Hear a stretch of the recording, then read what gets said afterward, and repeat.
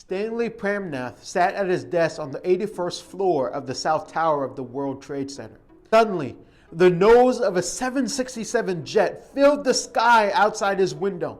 He dropped the phone and dove under his desk. Steel shrieked against steel as the ceiling came crashing down. Electrical wires sparked. Desks and filing cabinets were flying all over the room. Smoke poured in. There was chaos everywhere. People started to flee the building by the thousands. Horribly burned and profusely bleeding, they stumbled down darkened staircases. Brian Clark was one of these individuals running. He was running down from the 84th floor when he heard cries for help. It was Stanley. Instead of continuing to run, Brian decided to stay and help Stanley, and he was able to get Stanley out of the rubble, and they both made it to safety. When they were finally outside, with tears in his eyes, Stanley looked at Brian and said, "Keep in touch because I owe you my life." How would you have felt? What if someone neglected or purposely avoided helping you while having the power to save your life? In today's lesson, we're going to see how Paul felt so compelled to share the message of Christ to others that there was no way he was going to hold back the kind of knowledge that just might set someone free.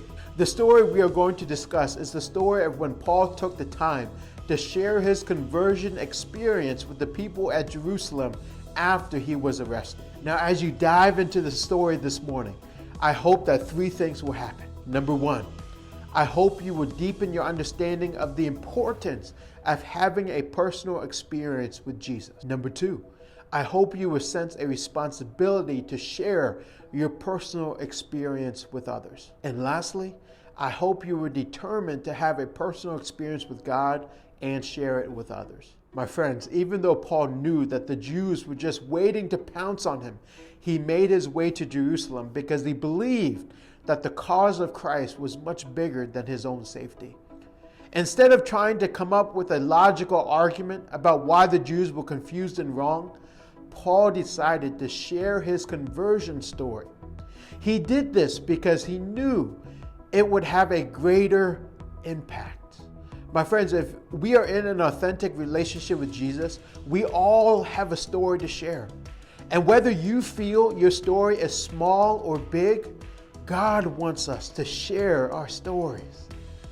You know, the reason why He wants us to share our stories is because our stories are able to make a bigger impact for the gospel than any logical argument anyone can come up with.